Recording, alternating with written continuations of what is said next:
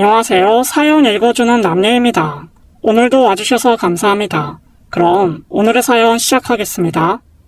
안녕하세요. 저는 아내와 딸 하나를 두고 있는 40대 가장입니다. 작은 회사에 다니고 있고 출퇴근길에 사연을 듣고 있어요. 매일같이 지하철을 타는데 지상으로 전철이 올라가면 하늘을 보게 됩니다. 비행기 날아가는 게 보고 싶어서요. 어린아이 같다고요? 사실 어려서 제 꿈은 비행기 기장이었습니다. 그땐 해외여행이 흔치 않았기 때문에 비행기 한번 타보는 게 소원이었죠. 그런데 중학교 때 친구 한 명이 가족 여행을 간다면서 비행기를 탄다고 하더라고요. 많이 부러웠습니다. 그 집은 동네에서도 알아주는 화목한 집이었거든요. 막연하게 나중에 결혼하면 가족끼리 꼭 해외여행을 가야겠다 생각했죠. 그게 행복의 상징인 것 같아서요. 이왕이면 제가 모는 비행기에 태워가고 싶었습니다. 꿈은 컸지만 기장은 못 됐어요. 그렇지만 가정은 꾸릴 수 있었습니다. 그리고 알게 됐어요. 인생을 살다 보면 상상도 못할 일이 일어나기도 한다는 것을요. 가족이 하루아침에 사라진다는 거 상상해 보신 적 있으신가요? 제게 그런 일이 닥치리라고는 생각도 못했습니다. 그것도 행복하게 신혼생활을 하던 중에요. 전 아내와 3년 연애를 하고 결혼했습니다. 아내는 허니문 베이비로 생긴 아이를 출산한 뒤였고요. 쑥쑥 크는 딸을 데리고 아내가 갑자기 사라져버렸습니다. 여보, 나왔어. 지아야, 아빠 왔다. 이 사람이 어디 갔나? 왜 대답이 없지? 출근할 땐 불명 아내, 딸의 배웅을 받았는데 퇴근 후엔 아무도 없었어요. 핸드폰도 두고 갔더라고요. 부엌엔 요리하던 흔적도 그대로였어요. 저녁을 하다 나간 것 같더라고요. 전 같은 아파트 단지에 사는 부모님께 전화를 드려봤어요. 아내는 거기 말고는 갈 데가 없었거든요. 부모, 친척 아무도 없이 고아로 자란 와이프는 저희 부모님 집을 자주 가곤 했습니다. 새아가가 집에 없다고? 잠깐 마트에 나간 거 아니야? 휴대폰은 집에 있는데 기저귀 가방이랑 지갑은 챙겼어요. 이 사람 어디 간다는 말 없었어요? 없었어. 오늘 나오면 끓여준다고 꽃게 사간다고 하더만. 저녁 시간에 어딜 나가는 애가 아닌데 이상하긴 하구나. 어쩐지 기분이 이상했습니다. 아내는 저녁에 아기를 데리고 나간 적이 없었어요. 일찍 재워야 한다고요. 저한테 말도 없이 외출할 사람도 아니었습니다. 싱크대 위엔 저녁을 하다만 흔적이 있었어요. 도마 위에는 파, 무가 있었고 꽃게도 손질해 놓았더라고요. 이상하게 심장이 뛰고 손이 떨렸습니다. 전 무작정 밖으로 나가 아내와 딸을 찾아다녔어요. 믿기 어려웠지만 그날 밤 아내는 돌아오지 않았습니다. 이틀, 일주일이 지나도 소식조차 없었어요. 시간은 속타는 제 마음도 모르고 빠르게 흘러갔습니다. 부모님도 크게 놀라셨어요. 경찰에서 뭘 하더냐? 단순 가출 아니냐고 실종 접수도 안 해주려고 해요. 부부싸움 했냐 안 했냐 그것만 몇 번을 물어보는지 몰라요. 이거 보통 일이 아니다. 새아가가 부모가 있기를 해, 친척이 있기를 해. 친구는 있을 거 아니야. 연락해봤어? 핸드폰에 저장된 번호로는 다 해봤어요. 근데 다 모른대요. 아이고, 이게 무슨 일이라니. 우리 시아 데리고 얘가 어딜 간 거야 글쎄. 전 하루 아침에 사라진 아내와 딸을 찾아 미친 듯이 헤매고 다녔습니다. 낮에는 정신없이 아내를 찾으러 다니다가 늦은 밤이 돼서야 파김치가 돼서 빈집으로 돌아왔지요. 벽에 기대 앉아 소주를 마시고 있으면 지난 시간들이 주마등처럼 스쳤습니다. 결혼할 때 사실 저희 집에선 아내를 반대했어요. 이유는 아내가 양친 부모 없는 고아라서요. 성철아, 아무리 결혼이 늦어도 그렇지 너무 눈을 낮춘 거 아니니? 조건 좋은 처자들을 바라는 거 아니다. 그냥 양친 부모 살아계신 짝도 많을 텐데 꼭 그 아가씨랑 해야겠어? 어머니, 저희 3년이나 사귀었어요. 저 원래 결혼 생각 없었던 거 아시잖아요. 미숙이 아니면 누구하고도 결혼하고 싶지 않아요. 정말 착하고 좋은 애니까 한번 만나보고 말씀하세요. 네가 정 그렇다면 보기는 한다마는 엄마는 썩 내키지가 않는구나. 미숙이가 원해서 고아가 된 것도 아니잖아요. 마음 좀 열어주세요, 어머니. 분명 마음에 드실 거예요. 여보, 우리 상철이 믿고 한번 만나봅시다. 이 녀석이 3년이나 만난 아가씨잖아. 괜히 시간만 보내는 건 아닐 거야. 아들 믿고 나가보자고. 에휴, 장인 장모도 없는 자리를 왜 하필 골라서는. 너 나중에 후회할지도 몰라. 뭘 그런 걸 따져요, 어머니. 그리고 제가 후회를 왜 해요? 미숙이 아니면 저 총각 귀신 될지도 모른다니까요. 엄마 앞에서 별말을 다 한다. 그 뒤로 어머니는 만남을 내켜하지 않으셨지만 그래도 어렵게 미숙이를 인사시킬 수 있었어요. 부모님은 썩 좋진 않아도 제가 좋아하니 어쩔 수 없이 허락한다는 분위기였죠. 그래도 결혼하고 둘이 잘 사는 모습 보여드리니까 안심하시더라고요. 무엇보다 아내의 심성이 정말 고왔거든요. 어머니와 같이 목욕탕도 가고 시장도 갔고 딸 없이 외동 아들만 있던 어머니한테 아내는 참 잘했습니다. 행복하게 사니 아이도 자연스럽게 들어섰고요. 그런데 딸을 낳은 지 1년 만에 이런 날벼락 같은 일이 벌어진 거였습니다. 어디서도 아내와 딸을 찾을 수 없으니 저는 돌아버릴 것 같았어요. 함께 밥을 먹던 식탁, 잠을 자던 침대를 보면 정말 미칠 것 같았습니다. 하루는 어릴 적 친구에게 연락을 했어요. 이 일 저 일 하다 다 말아먹고 결국 흥신소를 차린 친구인데 제 얘기를 듣더니 대범해 이러더라고요. 야, 포기해. 이런 경우 바람나 도망간 경우가 90% 이상이야. 뭐? 야, 너 무슨 말을 그렇게 해? 네가 우리 미숙이를 얼마나 안다고 대번에 바람이 났대. 내가 이런 경우 한두 번 봤냐? 결국엔 남자가 있더라고. 딸도 데리고 갔다면. 야, 친자 확인은 해봤어? 이 자식이? 너 터진 입이라고 아무 말이나 짓거리면 되는 줄 알아? 에휴, 너도 텄다 텄어. 야, 너처럼 아니라고 길길이 날뛰던 인간들 나중에 다 고개 푹 숙이고 꺼이꺼이 울더라. 너도 와이프 100% 믿고 있냐? 뒤통수 세게 맞으려고? 이 자식이? 야, 내가 너한테 다시는 연락 하나 봐라. 다시는 너 볼 일 없을 거다. 알겠냐? 야, 난 널 생각해서. 너 그 입 안 다물어, 이 자식아? 너 지금 나 쳤냐? 이게 진짜 미쳤나? 저도 모르게 주먹이 나가더라고요. 생전 폭력을 모르는 전데 그 순간에 참을 수가 없었습니다. 그렇게 친구를 한 대 치고 절교해버렸어요. 맹세컨대 절대로 바람은 아니라고 생각했습니다. 제 아내는 결코 그런 사람이 아니었어요.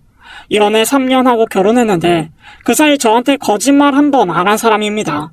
시아엄마, 제 와이프는 정말 긁어도 부스럼 하나 안 나올 그런 사람이었어요. 하늘에서 내려온 선녀라고 해도 믿을 만큼 배려심 많고 착한 사람이라 선택한 배우자였습니다. 전 꼬박 1년 동안 전국을 돌아다니며 아내를 찾았죠. 그러나 아내와 딸의 흔적은 어디에도 없었어요. 부모님은 한탄하셨죠. 손녀 딸인 시아의 사진을 보며 눈물바람을 하셨습니다. 인서가, 그러게 내가 다른 여자 찾아보랬잖아. 시아 어미가 가족이나 친척이 있었으면 이렇게 찾는 게 힘들었겠니? 세상 어디에도 끈이 없는 고아니까 찾는 것도 몇 배는 더 어렵잖아. 그런 말씀을 지금 왜 하세요? 눈에 넣어도 안 아플 우리 시아가 보고 싶어 죽겠다. 너도 속이 말이 아니겠지만 아버지랑 나도 속이 타다 못해 시커매졌어. 집 나가려면 혼자 나갈 것이지 시아까지 데려가서는 이렇게 감감무소식일 수 있는 거니? 애가 착해서 예쁘게 봤는데 이젠 아니다. 이런 불효가 어디 있어. 내 아들 이렇게 마음고생 시키는 게 어디 있냐고. 역시 고아랑 결혼시키는 게 아니었다. 엄마 말 왜 안 들었어, 이 녀석아. 그만하시라고요, 어머니. 이 녀석아. 네 어머니도 답답해서 하는 소리 아니야? 저 이만 가볼게요. 새아가랑 씨앗 소식 없으면 너도 이제 오지 마. 아니 여보, 당신은 또 성철이한테 왜 그래요? 속상하잖아. 이 며느리 잘못 들여서 이게 무슨 난리야. 저 녀석도 꼴 보기 싫어. 네, 이제 안 올게요. 아버지 말씀대로 코빼기도 안 비칠게요. 성철아, 너까지 왜 그래? 아버지가 답답해서 하시는 소리잖아. 저도 점점 지쳐갔습니다. 그날도 어김없이 포장마차에서 술을 마시고 텅 빈 집에 들어갔어요. 사진 속에서 딸을 안고 환하게 웃고 있는 아내가 미워서 견딜 수가 없었죠. 전 홧김에 액자를 던져버렸어요.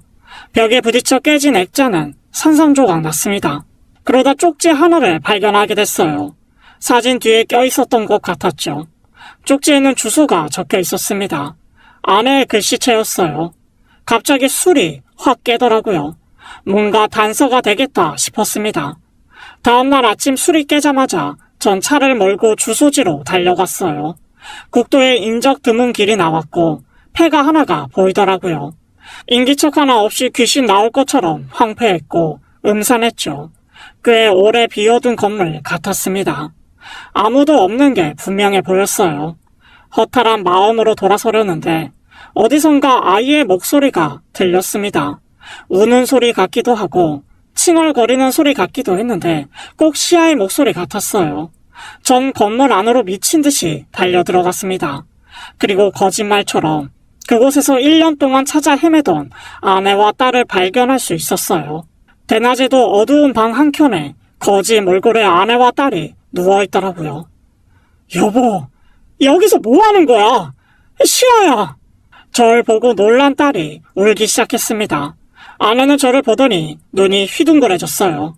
그러더니 벌벌 떨며 딸을 안고 구석으로 기어가는 거였습니다. 아무래도 악몽 같아서 전 눈을 비비고 다시 그 둘을 보았어요. 정말 눈 뜨고는 못 볼 광경이었죠. 어린 딸 시아는 삐쩍 말라 있었어요. 아내는 노숙인 같은 행색이더라고요. 여전히 아내는 겁먹은 표정을 짓더니 시아를 품에 꼭 안았습니다. 안 돼! 시아는 안 돼! 뭐가 안 된다는 거야? 정미수, 너 나 몰라? 나 당신 남편이야. 두 눈 똑바로 뜨고 봐봐. 나 누구야? 어? 남편? 시아 아빠? 도대체 여기서 뭐하고 있었던 거야? 당신 꼴을 좀 봐. 시아는 어떻고? 전 아내의 어깨를 막 흔들었습니다. 믿고 싶지 않은 현실이었습니다. 아내는 노숙자보다 더한 몰골로 그곳에 있었죠. 엄마 품에서 울던 시아는 지쳤는지 힘없이 잠들더라고요. 둘 다 제대로 못 먹고 지낸 티가 확 났습니다. 전 목이 메었어요. 집에 가자. 미수가, 얼른 일어나. 아니야, 안 돼. 가면 큰일 나. 시아랑 나 집에 가면 안 돼. 왜 안 된다는 거야? 멀쩡한 집 놔두고 왜 이런 데서 고생을 하고 있어? 도대체 이유가 뭐야? 나한테 말 한마디 없이 시아랑 도망친 이유가 뭐냐고. 그 여자가 우리 딸 훔쳐갈 거야. 시아 지켜야 돼. 시아는 내 딸이야. 아무한테도 못 뺏겨. 아내는 정상이 아닌 것처럼 보였어요. 불안해 보였고 손도 떨고 있었죠. 자꾸 어떤 여자가 우리 딸 훔쳐갈 거라면서 주위를 둘러보고 입술에 피가 날 정도로 깨물더라고요. 전 가슴이 찢어질 것 같았습니다. 그 여자가 누군데? 어? 나 당신 남편이잖아. 말해봐. 내가 지켜줄게. 어머니, 큰어머니 무서워. 당신한테 친척이 어디 있어? 장모님도 어릴 때 돌아가셨다고 했잖아. 우리 집에 가면 그 사람이 쫓아올 거야. 절대 문 열어주면 안 돼. 시아, 내가 키워. 못 데려가. 정신 좀 차려, 여보. 시아, 내가 목숨 걸고 지켜줄 테니까 일단 집으로 가자. 어? 시아, 내가 안을게. 이리 줘. 아내는 그럴수록 시아를 더 꼭 안더라고요. 전 물었어요. 당신이 말하는 어머니, 큰 어머니가 누구냐고요. 그 사람이 누군데 시아를 빼앗아 가냐고 물었죠. 하지만 아내는 횡설수설하며 제대로 답을 하지 못했습니다. 전 다시 아내를 설득했어요. 집으로 가자고요. 그래도 싫다고 고집을 꺾지 않는 아내에게 저는 그만 화를 내고 말았습니다. 너 때문에 우리 딸 이게 뭐야? 시아 이대로 두면 굶어 죽을지도 몰라. 뼈 앙상한 거 안 보여? 시아 엄마, 제발 정신 좀 차려. 집에 데려가서 제대로 키워야 할 거 아니야. 어린애 생각은 안 해? 왜 그렇게 고집을 부려? 헛소리 좀 그만해. 결국 아내는 눈물을 터뜨렸고 저를 따라 나서게 됐습니다. 뭐가 그렇게 무서운지 차 안에서도 벌벌 떨면서 오열하더라고요. 무슨 정신으로 운전하고 왔는지 기억도 안 납니다. 아내와 딸을 찾았다는 안도감도 있었지만 두 사람의 몰골에 너무 충격을 받아서 정신이 없었어요. 전 아내와 딸을 씻겼고 죽을 끓여 먹였습니다. 그리고 깨끗한 옷을 입혀 일단 재웠어요. 아내는 시아의 손을 꼭 잡고 겨우 잠에 들더라고요. 둘은 보기에도 달게 아주 오래 잤습니다. 딸 시아를 보는데 가슴이 너무 아팠어요. 너무 야유였더라고요. 그제야 전 부모님께 연락을 했습니다. 시아와 아내를 찾았다고요. 뭐? 새아가랑 시아를 찾았다고? 지금 어디 있냐? 집에 데려왔어요. 어제 찾았어요. 이제 됐다. 이제 됐어. 아버지랑 곧장 가마. 어디에도 가지 말고 집에 꼭 붙어 있어. 알았지? 그러나 며느리와 손녀딸을 찾은 반가움도 잠시, 부모님은 한눈에 아내 상태가 온전치 못한 걸 눈치챘어요. 전 솔직히 털어놨습니다.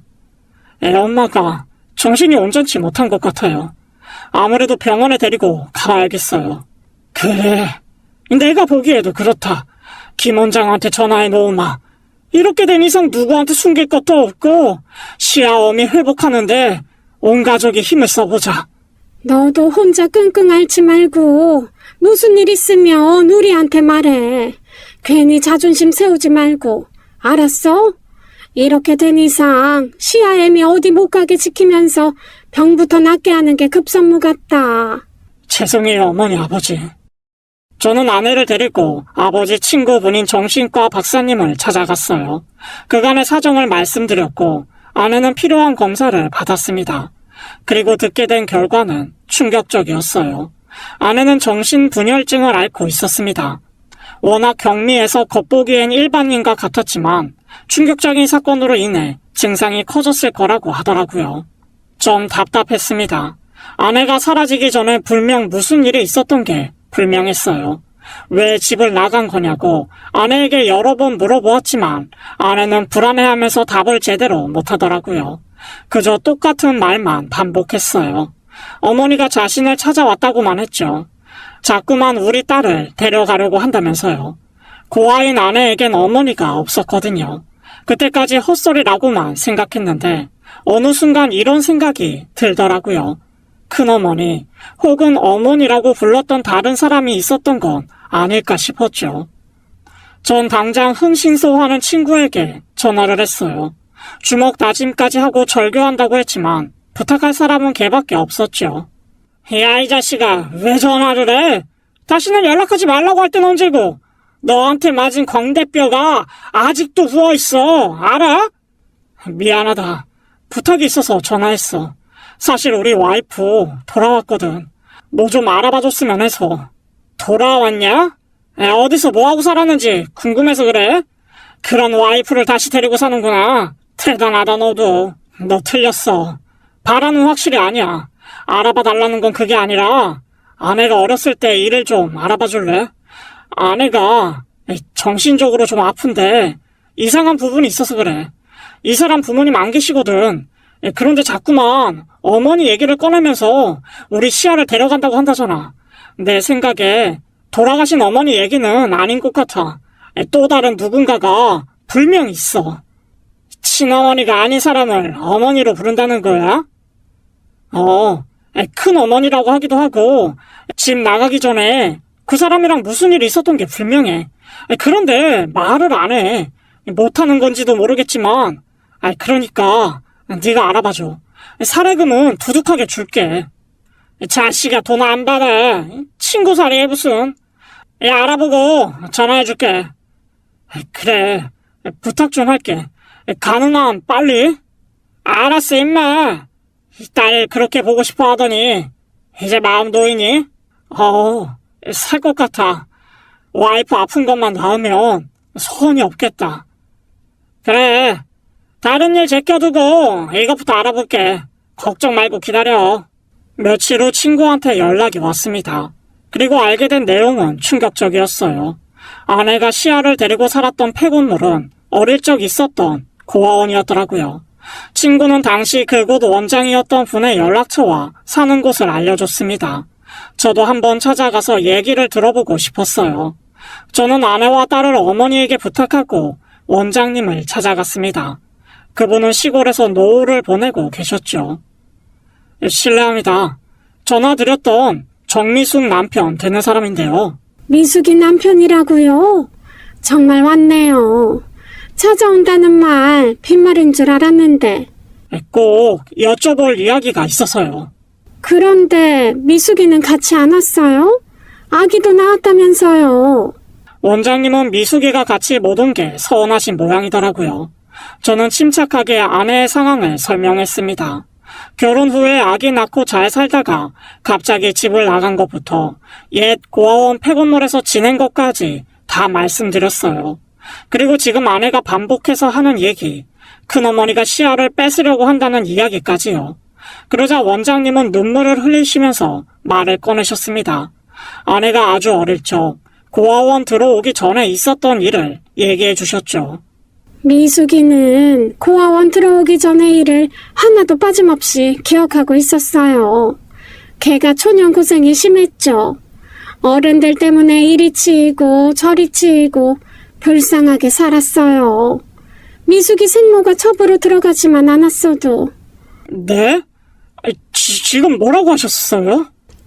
살아계셨다면 장모될 분이 어느 부잣집 첩으로 들어가 미숙이를 낳았어요.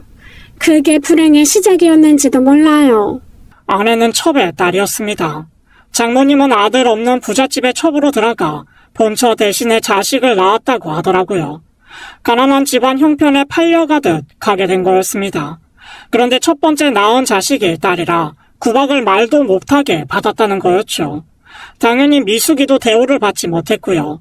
그나마 다행히도 둘째는 아들을 낳았고 이제 좀 편히 사나 싶었는데 아니었습니다. 부잣집에서는 장모님과 아내를 그냥 두지 않았어요. 한겨울 칼바람 부는 날 두 사람을 내쫓았다고 합니다. 아들 낳았으니 이제 집을 나가라는 거였죠.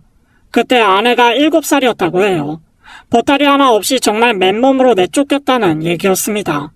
어린 아내는 장모님이 부잣집에 애걸복걸하던 걸 다 봤다고 하더라고요.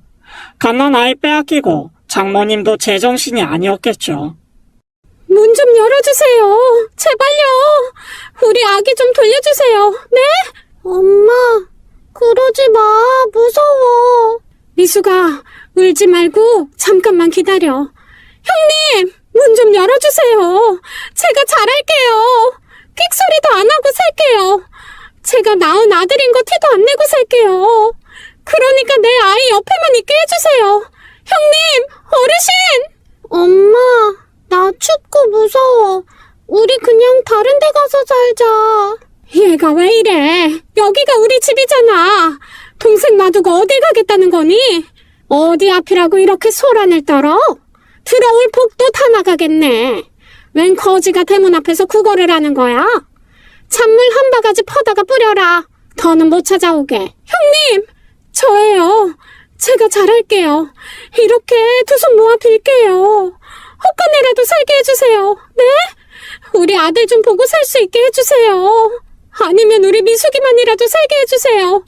엄동설안에 어린 게 얼어 죽기라도 하면 어떡해요. 벌벌 떨며 비는 장모님에게 본처는 기어이 찬물을 뿌렸고 산후조리도 못하고 쫓겨난 장모님은 병이 들어 세상을 떠났다는 처절한 얘기였습니다. 아내는 이 일로 큰 충격을 받은 거였어요. 그 이후 일가 친척 하나 없던 아내는 부잣집에 잠시 들어가 살았다고 하더라고요. 본처가 큰 선심 쓰는 것처럼 아내를 거두었는데 거기서 온갖 구박을 당하고 나중엔 고아원에 버려졌다고 합니다. 아내는 7살부터 겪은 그 모든 걸 다 기억하고 있었다고 하더라고요. 어린애가 그 집에서 있었던 일을 얼마나 자세히 얘기하던지 듣던 어른들이 다 놀랐어요. 그 충격을 마음 깊이 묻고 살았는데 아기 낳고 예민해진 상태에서 비슷한 일을 겪은 게 아닐까요? 그러지 않고서야 딸을 데리고 폐가가 된 고아원에서 살았다는 게 이해가 되질 않네요. 저도 같은 생각입니다. 그런데 통 말을 안 하니 알 수가 있어야죠. 본처, 그러니까 미숙이가 큰어머니라고 불렀던 그 사람을 떠올린 게 아닐까요? 우연히 비슷한 사람을 봤을 수도 있고요. 길 가다가 마주치기라도 했을까요? 내 짐작으로는 그런데 또 모르죠. 한번 잘 알아봐요. 많이 속상하네요. 결혼해서 잘 사는 줄 알았는데 힘들겠지만 잘 좀 돌봐줘요. 예, 알겠습니다. 미숙이 편안해지면 시아랑 같이 찾아와요.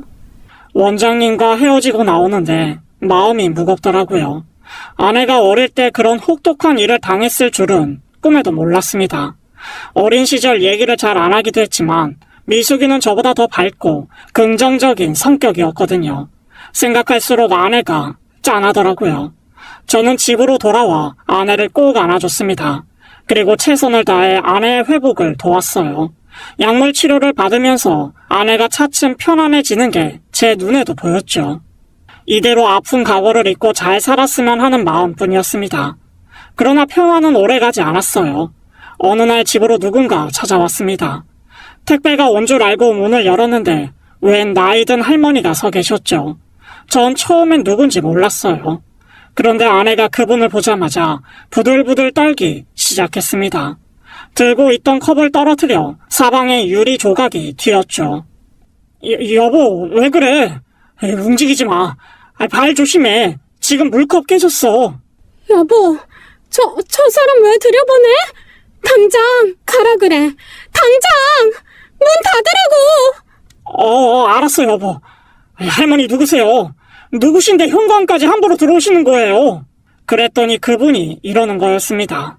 미숙아, 나 못 알아보겠어? 나 큰어머니야. 정말 모르겠어? 몰라요.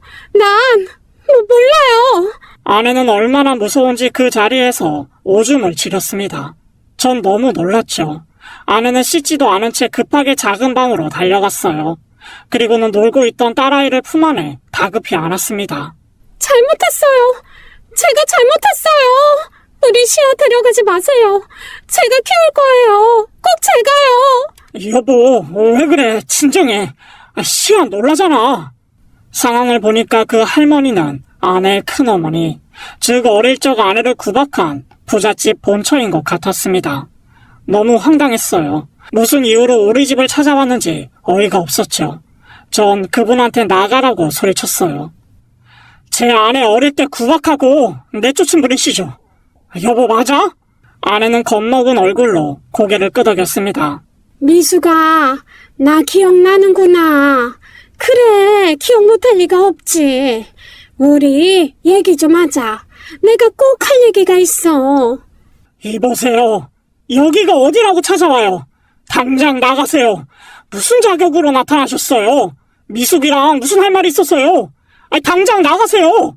미숙이 남편인가 보네. 진정해봐요. 내가 꼭 할 말이 있어요. 지금 안 나가시면 경찰에 신고하겠습니다. 제 와이프 벌벌 떠는 거 안 보이세요? 잠깐, 아주 잠깐이면 돼요. 내가 꼭 할 말이 있어서 왔다니까요. 경고합니다. 지금 저 경찰에 신고합니다. 알겠어요. 갈게요. 경찰에 신고하지 말아요. 가겠습니다. 진정해요, 애기 아빠. 신랑이 끝에 그분이 현관문을 닫고 나갔고 전 아내에게 다가갔어요. 벌벌 떨던 아내는 소리도 못 내고 울더라고요. 얼마나 겁을 먹었는지 부들부들 떨고 있었죠. 극도로 불안해하는 아내를 보면서 전 정말 속상했습니다. 한참 후에야 아내가 말을 꺼내더라고요. 봐, 내 말이 맞잖아. 큰어머니가 우리 시아 훔쳐가려고 찾아온 거야. 나 우리 시아 지켜야 돼. 절대로 뺏길 수 없어. 여보, 내가 있으니까 아무 걱정 마. 일단 우리 어머니한테 가 있어. 시아랑 같이. 그 사람이 여기 또 찾아오면 내가 혼쭐을 내줄게. 아예 얼씬도 못하게. 무슨 말인지 알지? 저는 급히 아내와 딸을 본가로 보냈습니다. 아내가 다시는 큰 어머니라는 그 여자와 마주치지 않도록 조치를 취해야 할 것 같았어요. 아까 한 행동으로 봐선 분명 다시 찾아올 것 같았기 때문에 예감이 좋지 않았습니다. 무슨 일인지는 몰라도 단판을 짓고 싶었어요. 저는 집에 남아서 그분이 또 찾아오길 기다렸습니다. 그리고 제 예상이 맞았어요. 다음날 밤, 집 앞에서 서성이던 그분과 마주쳤고 저는 다가가 물었습니다. 도대체 왜 또 왔어요? 왜 그렇게 미숙을 괴롭히시는 거예요? 혹시 1년 전에도 미숙이 이렇게 찾아온 겁니까? 그렇게 구박하고 미숙이 가족 다 빼앗더니 이제 와 무슨 볼일이 있다고요? 당최 이유를 모르겠네요. 내가 다 잘못했습니다. 과거 일은 다 사죄할게요. 염치가 없지만 한시가 급합니다. 아들이 지금 죽게 생겼어요. 그래서 찾아왔습니다. 아들이 죽게 생겼다니 무슨 말씀이세요? 혹시 미숙이 친동생 말씀하시는 거예요? 맞아요. 그 아이가 신장이식을 받아야 하는데 기증자가 없어요. 미숙이한테 그래서 찾아온 겁니다. 애는 살려야겠어서요. 뭐라고요? 그러니까 우리 와이프 신장이 필요해서 찾아왔다 이 말입니까? 기가 막혀서. 당신 지금 뭐 하는 겁니까? 괴롭히고 쫓아낼 땐 언제고. 뭐요? 안 그래도 힘들게 사는 사람 신장까지 떼어가려고 와요? 부끄럽지도 않아요? 염치 없지도 않냐고요? 내가 오죽하면 찾아왔겠습니까? 우리 아들 좀 살립시다. 미숙이 검사 한 번만 받아보게 하자고요. 네? 어떻게 사람의 탈을 쓰고 이럴 수 있나 싶었어요. 아내의 가족을 다 빼앗고 신장까지 바라는 그분이 사람같이 보이지 않았죠. 어두운 가로등 아래에서 그 상황을 얘기하는데 꼭 악마가 얘기하는 것 같더라고요. 제 아내가 도대체 무슨 죄입니까? 말이 안 된다고 생각해서 전 단칼에 거절했습니다. 절대 안 됩니다. 제 아내 지금 건강도 안 좋고 누구 살리자고 뭘 검사할 상황도 아니에요. 다시는 찾아오지 마세요. 당신 아들은 당신이 알아서 하시라고요. 제 아내 한 번만 더 찾아오면 그땐 저도 가만히 있지 않겠습니다. 당신들처럼 잔인하게 복수해 줄 거라고요. 뭘 또 그렇게까지 얘기를 해요. 사람이 죽게 생겼는데 미숙이 한 번만 만나게 해줘요. 네? 지금 그쪽 아들만 중요합니까? 저도 제 아내, 아이 다 중요해요. 엄마, 어릴 적 충격으로 지금까지 어렵게 살고 있어요. 간신히 회복했는데 그쪽 때문에 건강이 더 악화될 수 있다고요. 가세요. 그리고 다시는 찾아오지 마세요. 그런 말이라도 전해주구려. 친남동생이 아프다고요. 꿈도 꾸지 마세요. 전 치를 떨며 돌아섰어요. 한참을 쫓아오길래 망신을 톡톡히 줬습니다. 그 이후 아내의 큰어머니라는 분은 다시 찾아오지 않았어요. 전 아내에게 이날 있었던 얘기를 일절하지 않았습니다.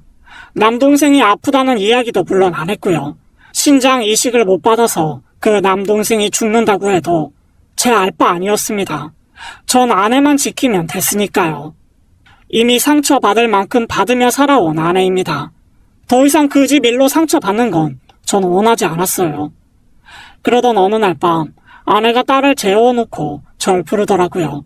심각한 얼굴로 이렇게 말하는 거였습니다. 여보, 다 날 위해서 그런 거지? 내 동생 아프다는 것도 큰어머니 만났다는 것도 일부러 숨겼잖아. 고맙게 생각해. 진심이야. 그런데 나 오래 고민하고 꺼내는 말인데 동생한테 신장 이식해주고 싶어. 전 제 귀를 의심했어요. 뭐라고? 당신 그거 어떻게 알았어? 또 그 사람이 찾아왔어? 나 없을 때? 아니, 그날 당신이랑 큰어머니 가로등 밑에서 얘기하는 거 우연히 보게 됐어. 그날부터 쭉 고민했어. 내 동생 신장이식 받아야 한다며. 생명이 위독하다고. 나 검사라도 받아보고 싶어. 그리고 되면 신장 주고 싶어. 말도 안 돼. 그게 무슨 소리야? 넌 내가 길길이 날뛰는 걸 보고도 그런 소리가 나와? 절대 찬성할 수 없어. 누구 부탁을 들어준다는 거야? 너 정신이 있어? 아내가 그걸 어떻게 알았는지 경악했어요. 부모님은 같은 아파트에 사십니다. 동도 가까운 편이고요. 아내는 부모님 집에 있다가 딸아이가 잘 때 안고 자는 인형을 가져오려고 부모님 몰래 다시 나왔던 거였죠. 길가에서 큰 소리를 내고 있던 절 발견하고 다가오다가 큰 어머니를 보고는 길거리에 주저앉았다고 했습니다. 거기서 우리가 나눈 대화를 다 듣게 된 거였죠. 그 뒤 저 몰래 오래 고민했던 모양이었어요. 절대 안 된다고. 남동생 얼굴이나 기억해? 생판 남이나 다름없이 커왔는데 신장이식을 당신이 왜 줘? 그뿐이야? 그 집에서 당신한테 해준 게 뭐가 있어? 한겨울에 내쫓고 장모님도 돌아가시겠잖아. 그래놓고 당신한테 도움을 청해? 그게 사람 탈을 쓴 짐승이지 뭐야. 여보, 내 말 좀 들어봐. 싫어. 당신 꿈도 꾸지 마. 겨우 몸 회복하고 사는데 신장 이식을 어떻게 해준다는 거야. 검사해볼 것도 없어. 그 집에서 당신 몸에 손끝 하나 못 대게 할 거야. 그래도 내 동생이야, 여보. 아주 갓난아기 일 때 헤어졌지만 나 많이 생각하고 살았어.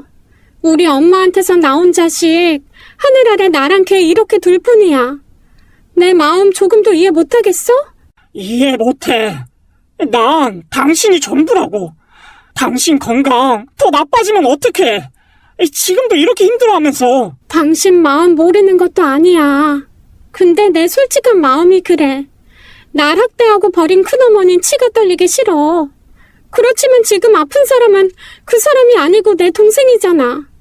여보, 지금 당장 허락해달라고 얘기 안 할게. 조금만 고민해주면 안 될까? 당신 시야 생각은 안 해? 정신 차려. 당신은 아내이기 전에 엄마라고. 무조건 안 된다고만 하지 마, 여보. 나 이제 운동도 하고 약도 잘 먹고 당신이랑 의사가 하라는 대로 다 할게. 남동생 생각하면 너무 가슴이 아파. 엄마 얼굴도 모르고 컸잖아. 호강하고 살았으면 뭐해. 젊은 나이에 지금 이렇게 아픈데. 나 걔 위해서 뭐라도 하고 싶어. 바보 같은 거 아는데 어쩔 수가 없어, 여보. 바보같이 착한 와이프는 결국 눈물을 보이더라고요. 저도 마음이 좋지 않았습니다. 세상이 원망스러웠어요. 어떤 사람은 죄 짓고도 뻔뻔하고 양심 없이 사는데 또 어떤 사람은 한없이 착하기만 한 게 불공평하다는 생각이 들었습니다. 너무 속상해서 울고 있는 아내를 달래주지도 못했어요. 그리고 며칠 동안 고민했죠. 아내의 뜻대로 하고 싶지 않았어요. 어린 시야를 생각하면 더더구나 아내의 건강이 제게는 중요했습니다. 그래서 결심하게 됐어요. 아내의 동생이면 제 처남이기도 하잖아요. 처남이라고 해도 얼굴도 모르는 사람이긴 하지만 결정을 내렸습니다. 아내를 위해 제가 신장 이식을 해주기로요. 검사를 받아봐야 했지만 그래도 차라리 그 편이 낫겠다는 생각이었죠. 제 결심을 아직 아내는 몰랐습니다. 말해야지 싶다가도 입이 안 떨어졌어요. 고민은 깊어졌고 친구 봉석이를 불러내 한잔했습니다. 그간의 사정을 다 털어놨죠. 너 미쳤냐? 얼굴도 못 본 처남한테 신장을 기증하겠다고? 얘 제정신이 아니네. 야, 네 와이프가 너무 착해서 문제라더니 너도 완전 와이프랑 똑같다. 나 같으면 절대 안 해. 돌지 않고서야 그게 가능한 일이야? 아이, 진짜 미친 짓은 맞지. 그렇지만 아내 성격 알아서 이러는 거야. 한 번 결정한 건 절대 안 바꾸는 성격이라고. 아마 포기 안 할걸? 나 이렇게 해서라도 와이프 지키고 싶어. 너도 참 대단하다. 야, 참 눈물겨운 사랑이라고. 네가 결정한 거 난 반대지만 굳이 하겠다면 내가 무슨 수로 말리냐. 에휴, 내가 도와줄 건 없고? 없어. 그냥 답답해서 불렀어. 이기적으로 들리겠지만 검사 결과에서 완전 삑살이 났으면 좋겠다. 다 부적합으로 나왔으면 좋겠고. 그럼 그쪽에서도 포기할 거 아니야. 뭐 그런 사람들이 다 있냐? 애초에 재수씨한테 좀 잘하던가. 그렇게 모질게 굴었으면서 아쉬우니까 나타나는 건 너무 뻔뻔한 거 아니냐? 나도 그렇게 생각해. 그렇게 생각한다는 녀석이 뭘 이식해줘? 야, 다시 생각해보면 안 되겠냐? 바꿀 일은 없어. 마음 바뀌면 당장 나한테 연락해. 술 거하게 한 잔 살 테니까. 야, 오늘도 술 맛도 안 난다 임마. 그날 친구와 헤어지고 결심을 굳혔어요. 아내에게 제가 생각한 걸 털어놓기로요. 전 아내에게 말했습니다. 얼굴도 못 봤지만 처남은 처남이라고. 가능만 하다면 내가 신장 이식 해주고 싶다고요. 당연히 아내는 펄쩍 뛰었어요. 당신이 왜 하냐고. 절대 안 된다고 놀라더라고요. 미안해서 그렇게는 안 된다는 아내를 제가 밤새도록 설득했습니다. 결국 아내는 미안하다며 오열했어요. 전 아내를 꼭 안아줬습니다. 그만큼 나에게 소중한 사람이 당신이라고. 더는 몸도 마음도 아프게 하고 싶지 않다고 말해줬어요. 제 깊은 진심이기도 했습니다. 전 아내가 간신히 잠든 걸 보고 집을 나섰어요. 그리고 그 여자, 아내가 큰 어머니로 부르는 여자를 찾아갔죠. 신장이식, 제가 하겠습니다. 검사 언제 받으면 됩니까? 뭐라고요? 미숙이가 아니고요? 미숙이는 털끝 하나 건드리지 마세요. 그냥 제가 하겠습니다. 싫다고 하시면 할 수 없고요. 큰 어머니라는 여자는 많이 놀란 것처럼 보였습니다. 당연히 해도 제 아내가 할 거라 생각한 것 같았죠. 그러나 제가 상관할 바는 아니었어요. 그런데 진행 과정에서 난관이 있었습니다. 서류상 가족도 아니고 아주 오랫동안 왕래가 없었기 때문에 적법한 방법으로는 이식이 어렵다고 하더라고요. 그러더니 그 여자는 자신이 알고 있는 비공식적인 방법으로 진행하면 된다고 했습니다. 그러면서 이상한 계약서 같은 걸 내밀더라고요.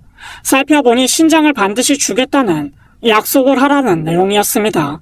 그 여자는 조급함을 애써 감추고 있었어요. 저마저 안 한다고 하면 어떻게 하나 초조해하는 게 눈에 보였죠.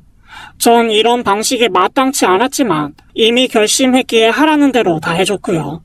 이틀 뒤에 꼭 이 병원 앞으로 나와줘요. 건강검진 받아야 하니까요. 알겠죠? 정말 고맙네요. 이제 마음이 놓여요. 그렇게 일이 진행되는 동안 아내는 제 얼굴을 제대로 보지도 못했어요. 부모님께도 본의 아니게 거짓말을 해야 했습니다. 제가 병원에 드나드는 걸 모르게 할 작정이었어요. 그저 이 과정이 빨리 지나가기만을 바랬습니다. 그러면 다시 우리 집에 평화가 찾아올 것 같았죠. 시간은 흘러 검사 전날이 다가왔어요. 집에 있는데 친구한테 전화가 왔습니다. 흥신소 운영한다는 봉석이라는 친구한테요. 녀석은 제가 전화를 받자마자 다짜고짜 소리를 지르더라고요. 너, 야, 절대 하지 마. 그거 신장이식 말이야. 그 사람들 다 사기꾼이야. 거짓말쟁이라고. 내 말 안 들었다가는 너 큰일 난다? 무슨 얘기야? 왜 그래? 잘 들어. 네 처남. 진짜 처남이 아니야. 그건 또 무슨 소리야. 진짜 처남이 이미 옛날에 죽었다고.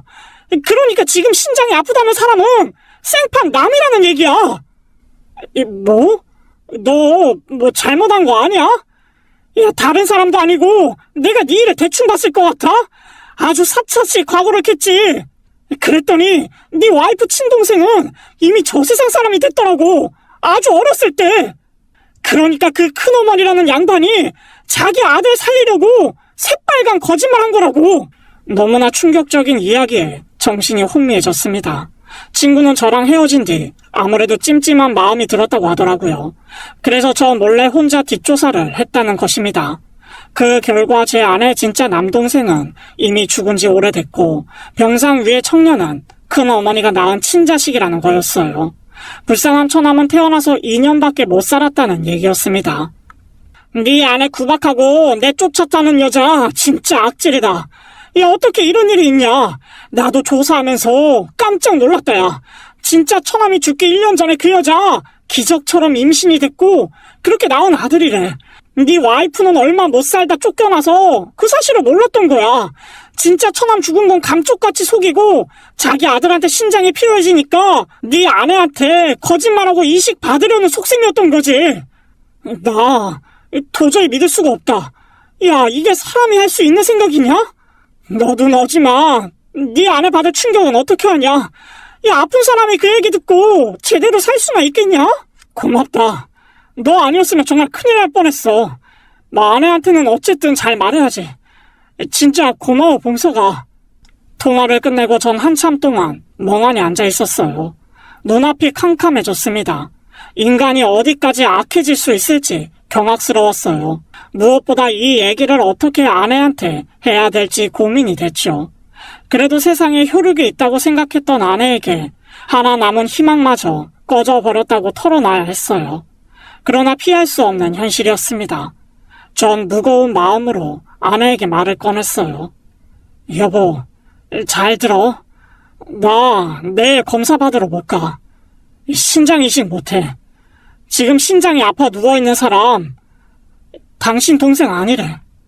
아내는 놀라서 아무 말도 못하더라고요. 흔들리는 눈동자를 보는데 목이 메었습니다. 뭐라고? 당신 동생이 아니고 큰어머니라는 여자가 낳은 진짜 아들이래. 여보, 그게 무슨 소리야? 그럼 내 동생은 어디 있어? 그럼 걘 건강한 거야? 어디 있어? 다른 데 살아? 안 아프다니 정말 다행이다. 어디선데? 여보, 마음 가라앉히고 잘 들어. 당신 남동생 어릴 때 이미 하늘나라에 갔대. 이 세상에 없다고. 뭐? 당신 지금 무슨 말이야? 걔가 왜 죽어? 봉석이가 다 조사해줬어. 나도 진짜 한참 동안 안 믿겼다. 진짜 남동생은 장모님이랑 당신 쫓겨나고 2년밖에 못 살았대. 아내는 제 말을 듣고도 얼이 빠져 저만 바라보더라고요. 제가 무슨 말을 한 건지 쉽게 이해하지 못하는 것 같았습니다. 그리고 곧 눈물을 흘리기 시작했어요. 남동생마저 일찍 세상을 떠났다는 현실을 그제야 받아들인 것 같았죠. 아내는 오열하기 시작했어요. 옷을 쥐어 뜯으면서 괴롭게 울더라고요. 죽은 남동생이 가여워 미칠 것 같다면서요. 그리고 자신을 이용하려 한 그 여자에 대한 원망도 토해냈습니다. 하늘이 무섭지도 않나요? 어떻게 나한테 이럴 수 있어요?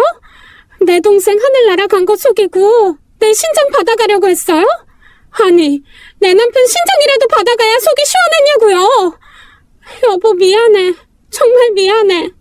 난 그것도 모르고 아무것도 모르고 바보같이 굴었어. 끝까지 그 여자한테 다 빼앗길 뻔했어.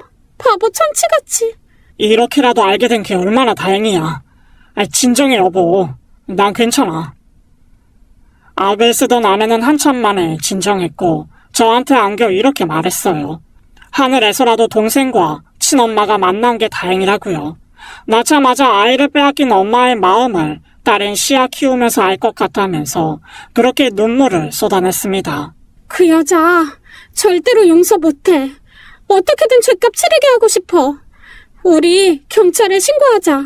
불법적인 방법으로 신장 이식하려고 했잖아. 그리고 더 이상 우리한테 접근하지 못하게 할 수 있는 일 다 찾아보자. 그래, 나도 같은 생각이야. 우리 근처에는 발도 못 붙이게 아주 혼쭐을 내줘야겠어. 지난 일들을 되짚어보니 그 여자는 사람이 아니다 싶었어요. 아내가 시야와 사라진 것도 다 그 여자 때문이었습니다. 집 근처를 배회하는 걸 아내가 보고 충격을 받은 거였죠. 전 그 악마를 용서할 수 없어서 경찰에 신고했어요. 지금까지의 일들을 이야기하고 그 여자가 불법으로 제 신장을 떼어가려 시도한 정황도 다 까발렸습니다.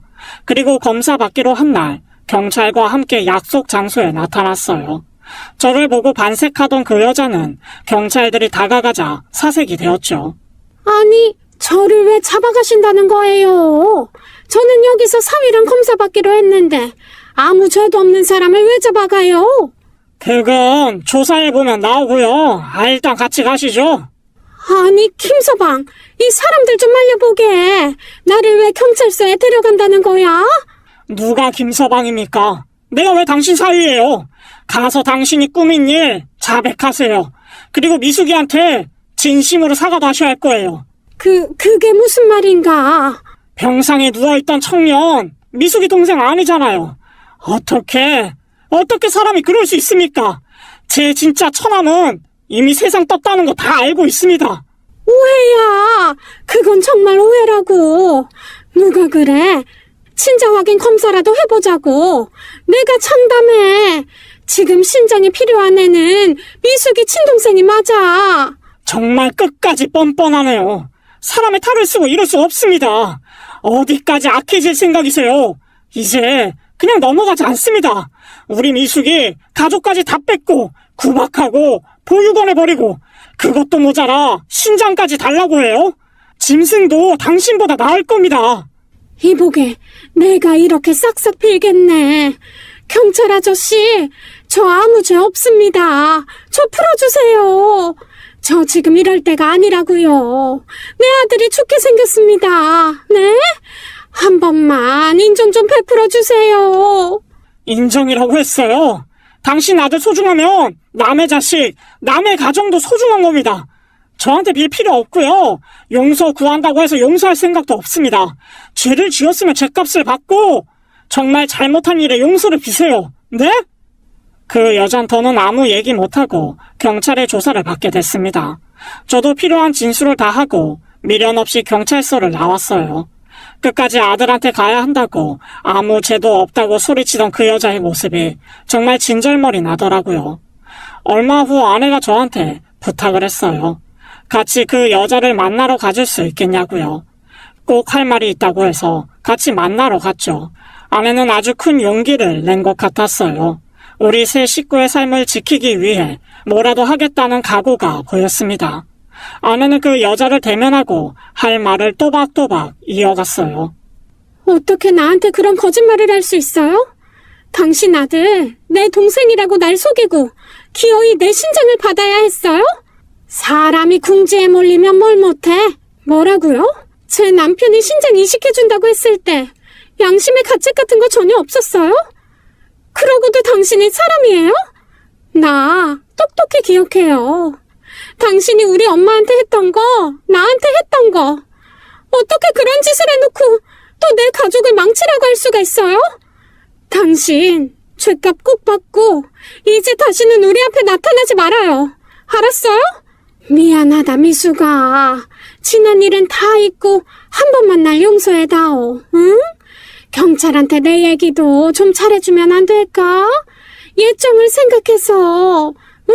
미수가. 무릎 꿇으라면 꿇을게. 필라면 필게. 하라는 거 다 할 테니까 착한 네가 날 한 번만 받아오. 나 우리 아들 꼭 지켜야 돼. 나 이제 예전에 어린 미숙이 아니에요. 염치 없는 부탁 같은 거 절대 안 들어줘요. 그리고 다시는 코빼기도 비추지 말아요. 우리 가족 한 번만 더 건드렸다간 가만히 안 있어요. 지구 끝까지라도 쫓아가서 벌 줄 거야. 이 말 하려고 왔어요. 다신 볼 일 없을 거예요. 미숙아! 여보, 가자. 시간이 흘러 그 여잔 죗값을 치르게 됐습니다. 비록 미수였지만 불법적인 장기 매매를 약속한 죄로 실형을 선고받았어요. 저한테 사인하라고 강요한 계약서가 결정적 증거가 되었죠. 그렇게 아내가 큰 어머니라 부르던 여자는 끝내 옥살이를 하게 되었습니다. 그 뒤 아내는 뭔가 마음을 회복하기 위해 정말 많이 노력했어요. 저와 부모님도 아내를 위해 다 같이 애를 많이 썼고요. 그리고 얼마 전 친구 봉석이를 만났습니다. 그 친구가 묻더라고요. 아내를 선택한 것에 대해서 후회 안 하냐고 말이죠. 저도 생각해 봤는데 후회 없습니다. 시간을 다시 되돌려도 전 다시 아내를 선택할 것 같아요. 비록 고난이 있었지만 우리 사이는 더 단단하고 끈끈해졌죠. 지금 아내와 전 하루하루 평화롭게 살고 있어요.